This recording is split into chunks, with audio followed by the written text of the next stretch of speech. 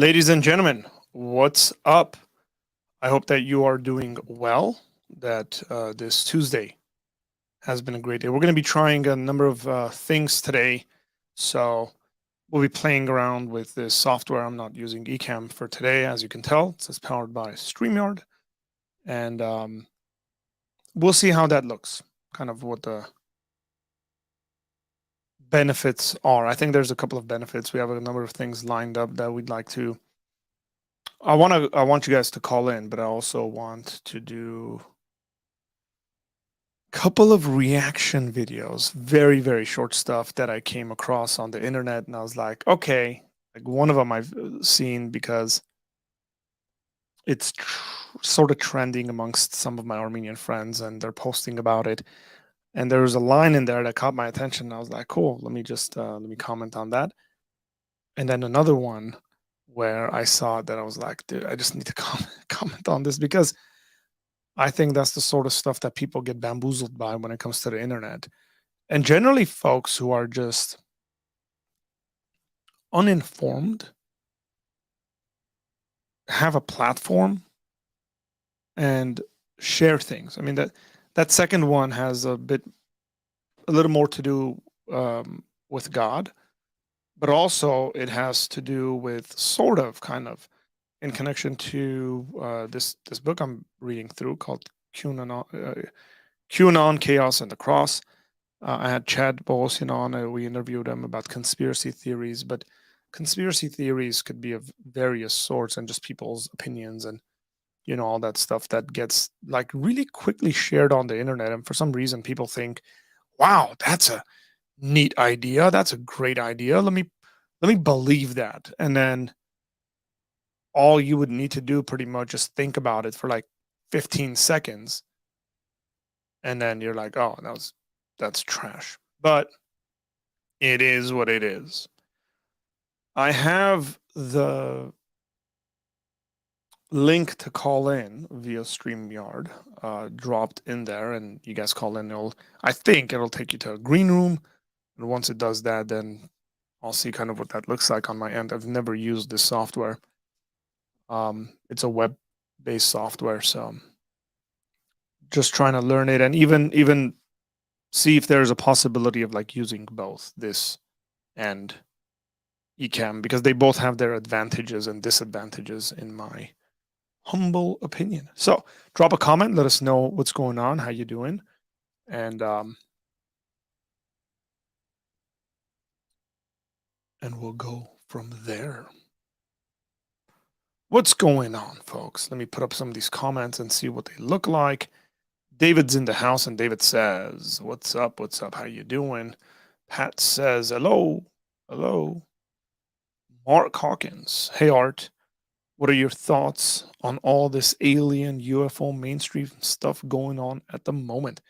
Let's hold on to that, Mark. We'll come back to that, okay? I sort of have opinions. By the way, as I'm like, here's an advantage, I think, of Ecamm Live. The way that the comments pop up is just like phenomenal. It's so seamless. It looks nice. So +1 for StreamYard. I don't have to like struggle and organize them, and it's just it does a number of things. You can see what's up. God is my salvation. How you doing? Hey, hey. So those things are all looking good. Private chat section.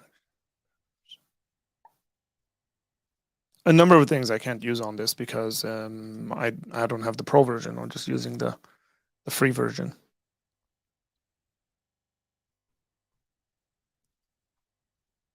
Hit that like button, by the way. There you go. There you go. David's like, hit that like button. Let me see if I can mess around with some of this stuff. See what it looks like. That's minimal. So let's go. Ooh, I like this. I like this a lot more. It's a bubble. That's kind of cool. This one's big. We'll go with this one. This one's nice. Oh, I sent you video reaction 2.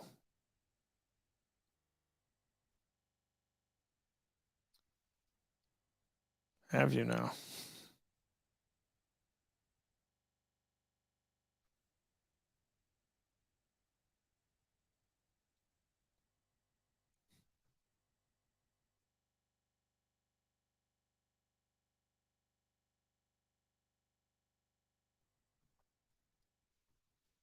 Arnold says the colors in your video look a bit dull, washed out. Did you change anything? Yes, I've changed a number of things.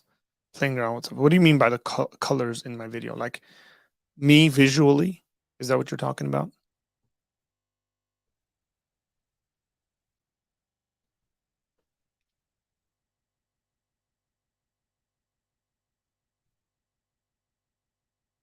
I've touched a lot of stuff in my office in the last week. So yes.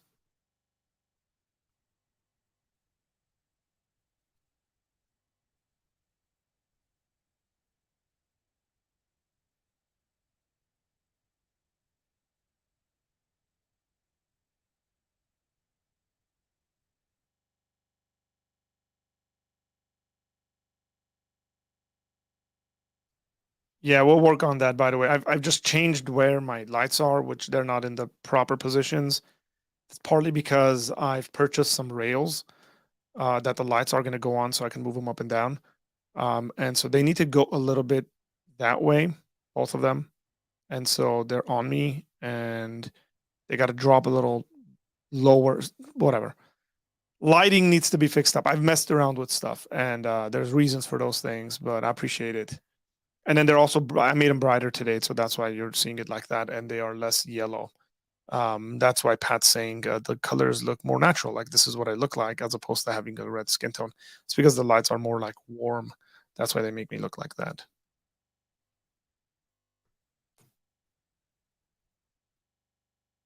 So far, so good. I appreciate all the feedback, guys. Really do.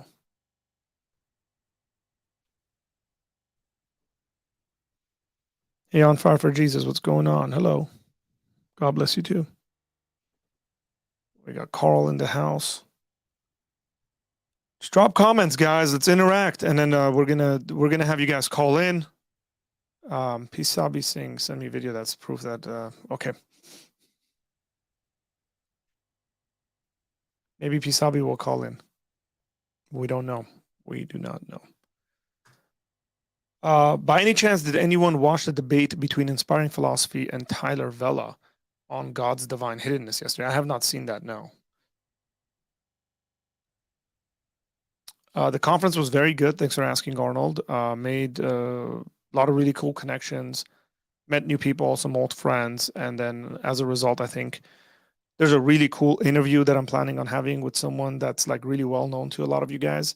So, not gonna name him yet because I gotta confirm it for sure to be on the calendar, but that'll be coming up soon. Excited about it. Was able to sit down and just minister to a bunch of young dudes, like in their 20s who are considering ministry and thinking about stuff. So really, really awesome stuff.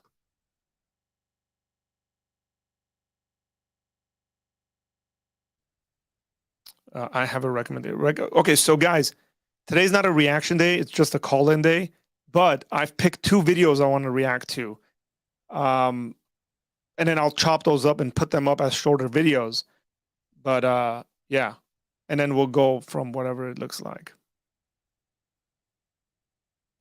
So that's another plus. So there's two pluses for StreamYard is that there's a less of a lag. So it also seems you're seeing comments more in real time. Yes. So I got two screens in front of me. One is whatever you guys are typing on YouTube that's popping up, and it's almost instantaneous when it pops up on StreamYard for me to post it. So that's really, really cool. The delay time is way less than Ecamm.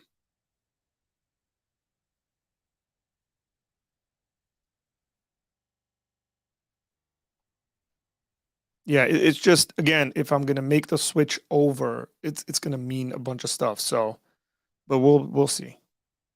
I'm gonna use this enough to know. So I like that I see the comments a lot quicker. So, yeah. And I think just visually, The thing is that StreamYard is not a software. It's like it's on the web. So as opposed to Ecamm being downloaded. I mean, it saves computer space. All the replay, like all the recordings end up in the cloud, so they're not on my computer. That's also, I like that a lot, to be honest. Um, so yeah.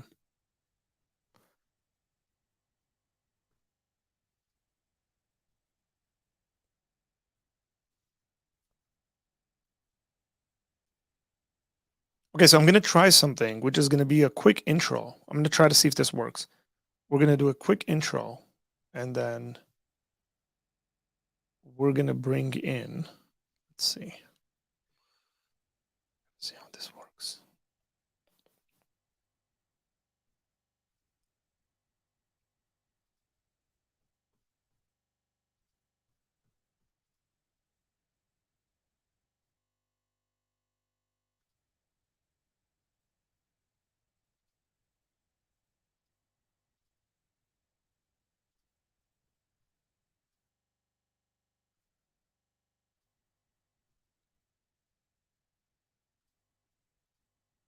It's more what I want to see. Yeah, we're gonna talk about Joe Rogan a little bit, but I'm gonna do a quick video introduction to this, and then we're gonna come to this video, and then speak about it. So here we go.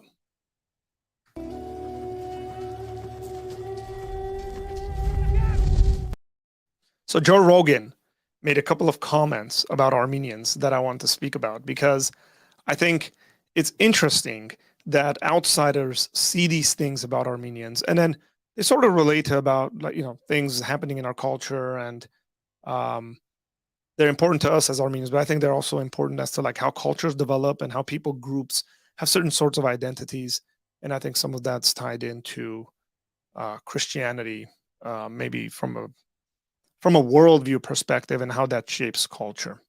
Okay, so here he is.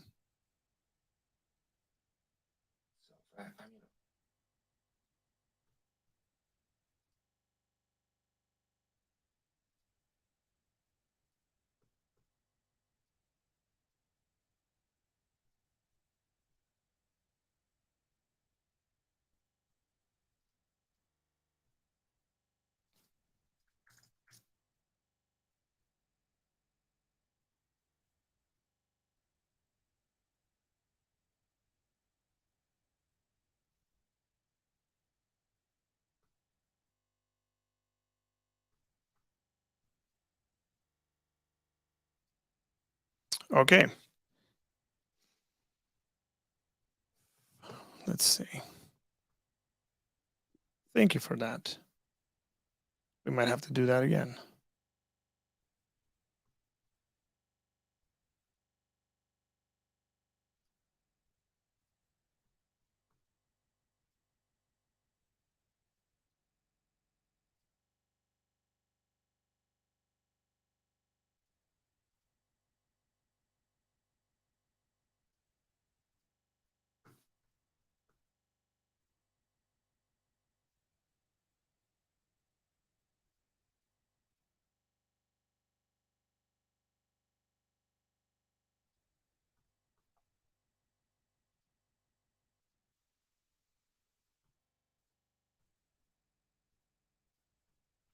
So again, guys, let me know what if the audio is coming through on this.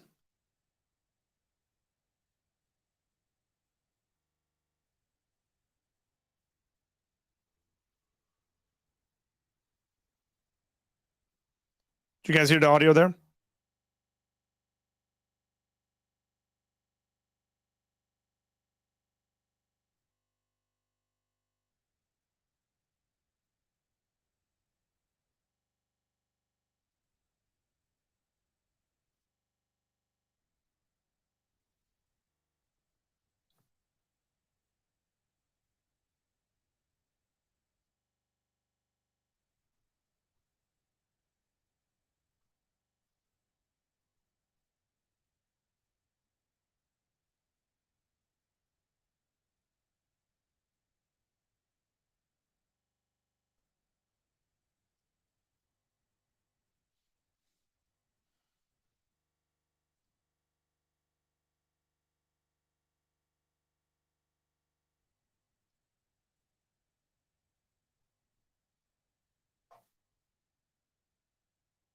This is live figuring these out.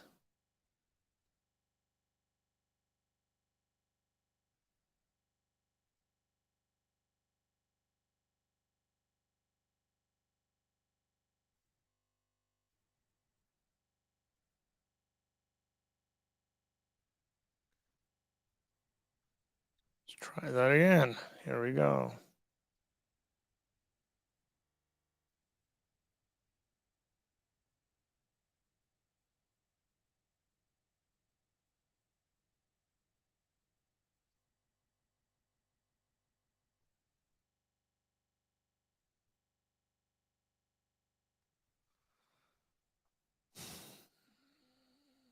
That means I don't know what's going on. Let's see.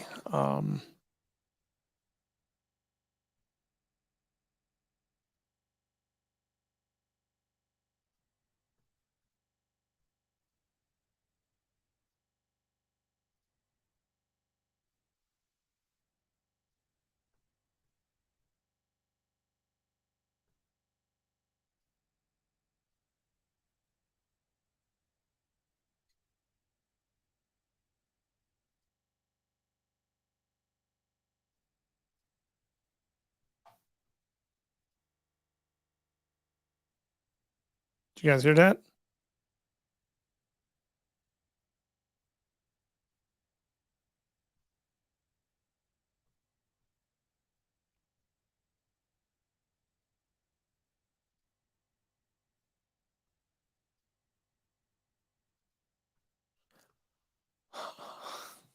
Okay. We're going to have to hold on to that, I guess, until I figure it out.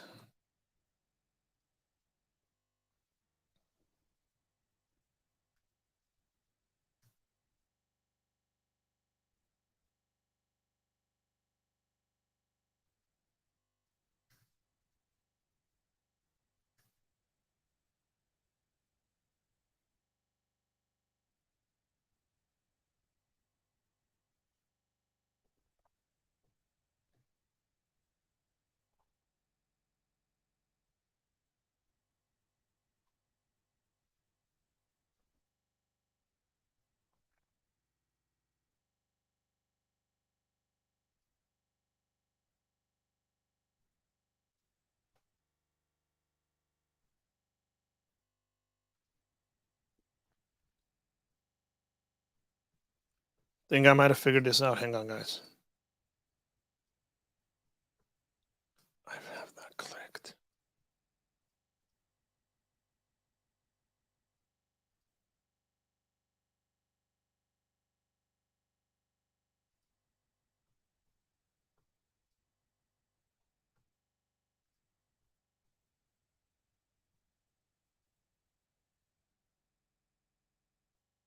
No, the sound is fine from my sound is fine, guys. You guys can hear my sound.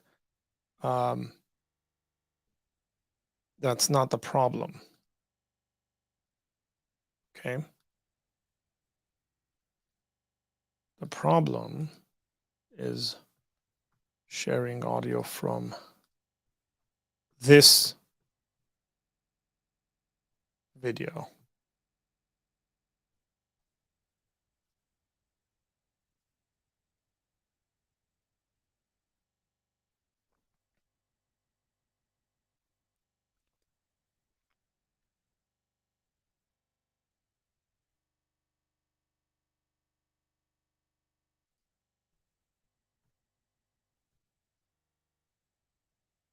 Still no audio.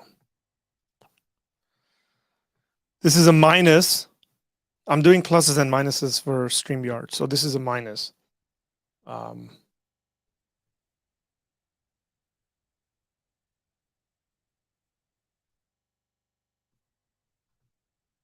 I'm going to try something a little different and see if that works. Okay, I'm going to the other video I have to share. I think I can share that on Chrome. I think the watched audio is going to come through on this.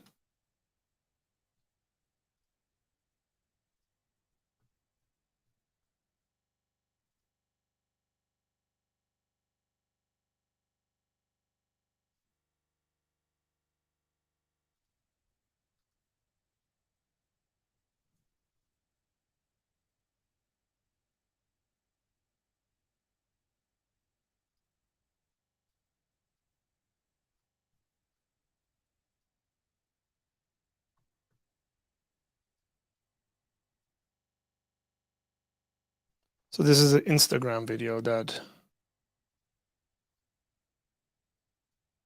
I saw.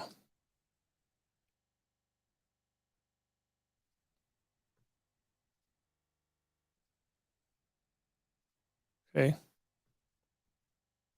Now we're gonna do a little intro to this as well.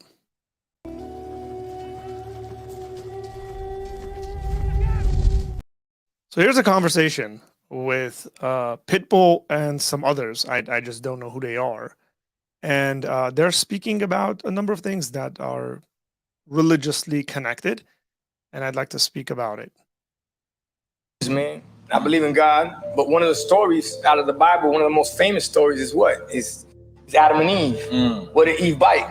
The apple? She bit the apple. Look at the logo on your phones. It's a bitten apple. So therefore, everybody biting that right now. You know what I said on the rhyme? I said, most people holding their phones, it's like they two hands holding your phone. It's like you pray to it.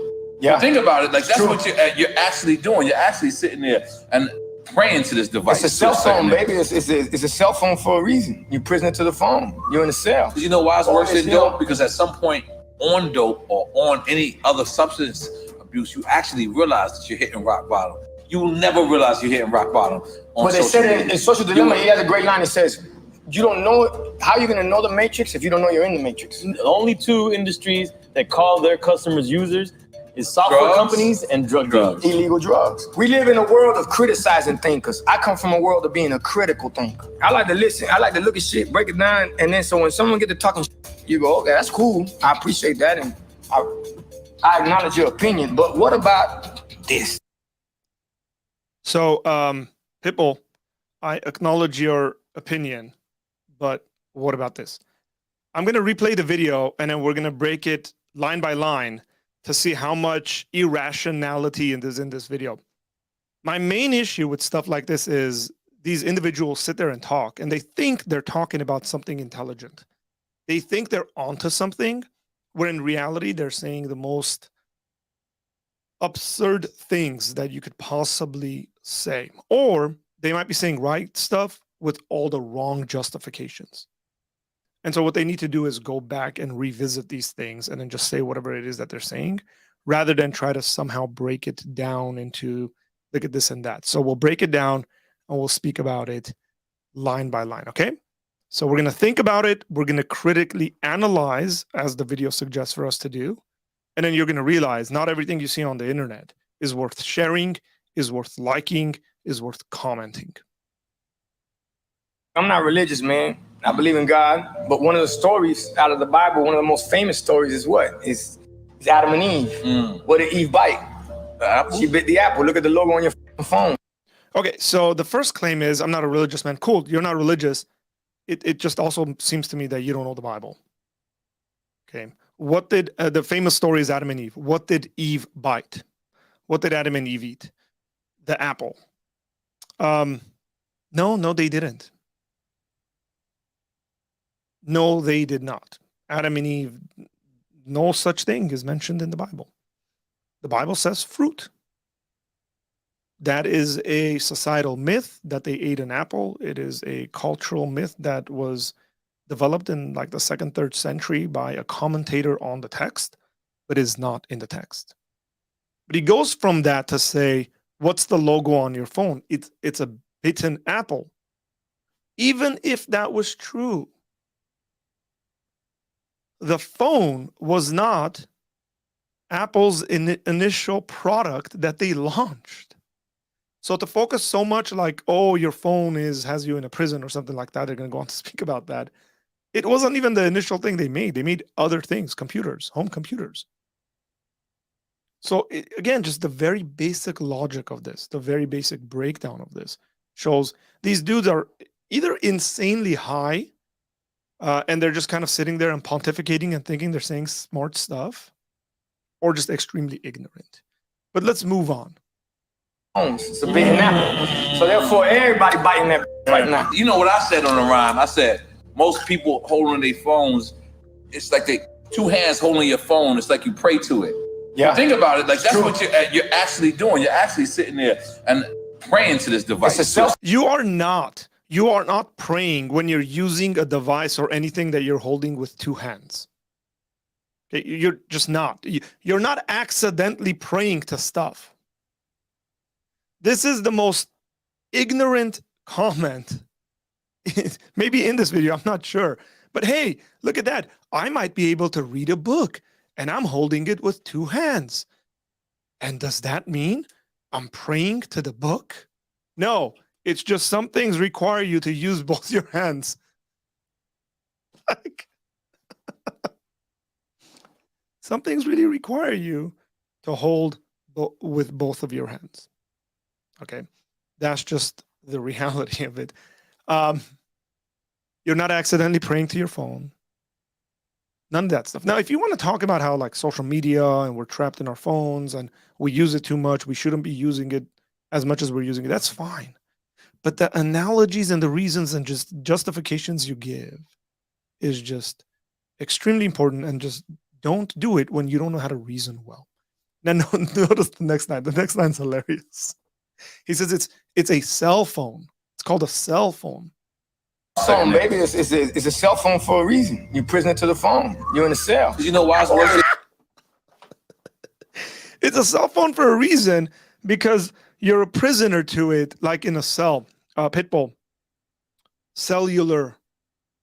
Like has to do with cells. Okay, not a cell like a prison cell. Cellular. That's why it's called a cell phone. It's shortened from cellular. Just again, and by the way, like how this video has been shared. Look at that. It's got 800. It was posted on July 9th. 862,596 likes. I don't know how many times it's been shared, but I bet you one thing, it's been shared tons and tons of times.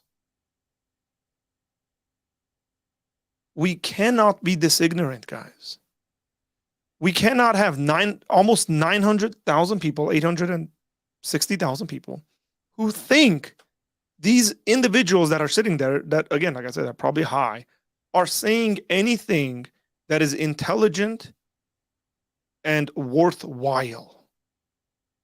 Okay. It says it's worse than dope. Maybe it is. That might be true. Maybe it is worse than dope. I don't think so, but It's dope because at some point on dope or on any other substance abuse, you actually realize that you're hitting rock bottom.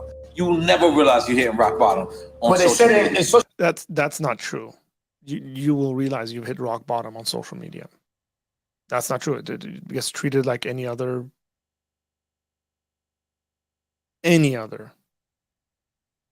addiction if you're addicted to it. Social Dilemma, he has a great line. It says, you don't know, how are you going to know the matrix if you don't know you're in the matrix? Only two in. How are you going to know you're in the matrix unless you're in the matrix? Like, isn't the whole point of knowing you're in the matrix when you're come out of the matrix? I don't know. I'm just confused about that.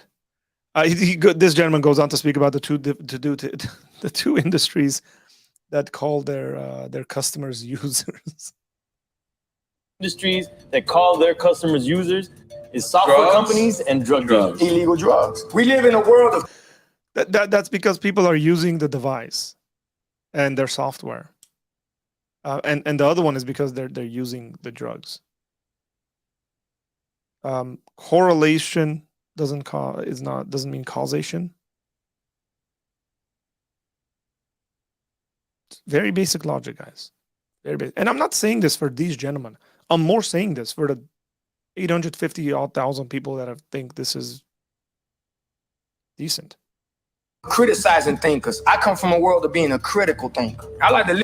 There is zero critical thinking going on in this video, I might add. Like, none. Just because you have an idea doesn't mean it's a good idea. Oh man, I'm so original there. It's such a good idea. Yeah, bad idea. Throw it in the trash. If you want to be a critical thinker, read a critical thinking book. Read a logic book. Train yourself to think logically on a subject. Questioning and like criticizing It's fine. Maybe it gets you to a certain place. But if you think you're like somehow your ideas are novel, right? Like your ideas are these new things that nobody's thought about. I guarantee you, much smarter people than you have thought about it. And especially these sorts of things have been shown to be just complete and utter nonsense. Listen, I like to look at shit, break it down, and then so when someone get to talking, you go, okay, that's cool. I appreciate that, and I acknowledge your opinion. But what about this? Yeah, and we'll go with that. We acknowledge you guys' ideas. They're ideas, and I probably shouldn't be recorded, and most likely shouldn't be put on the internet anyways. They're ideas, and I might add, almost all of it are horrendously bad ideas.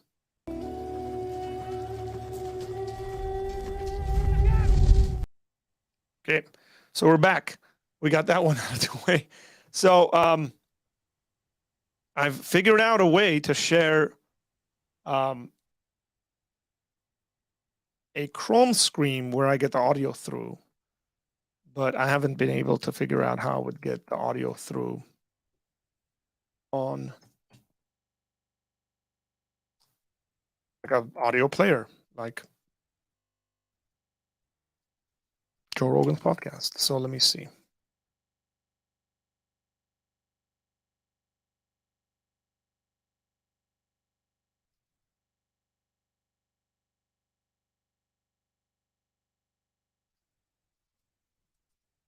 I'm going to get to your comments, by the way. Arnold, yes, don't do drugs. You're so right. Please don't do drugs, kids.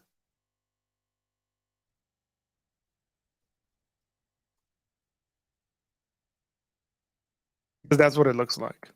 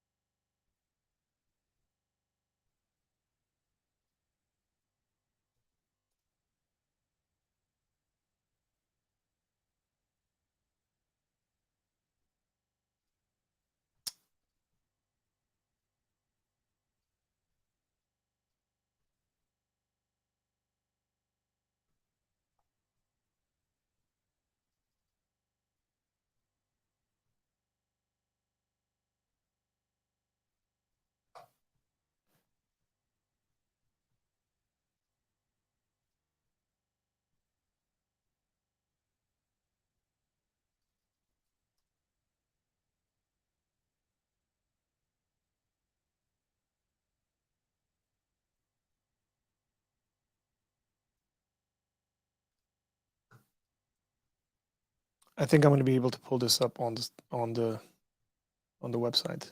We can watch it.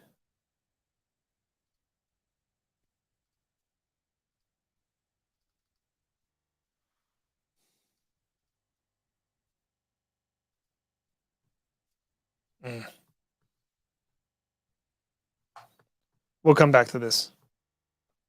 Thank you, David. Thank you. So much bad logic. Hey, what's up, Deco? I got your emails. Yes, I did. That's why I have an Android. I didn't give this in. Hey, be quiet, sad. Oh, look at this. Look at this. They're all coming at it like they eat a whole Miss Sabzi. Maybe so. He meant to say sell you in a prison. Okay. Is that a false equivocation? Probably. False equivocation, hasty generalization, just horrendous. Just throw the logic book at him. Pisabi says, why do you think it's called a home screen? Because the phone is your home.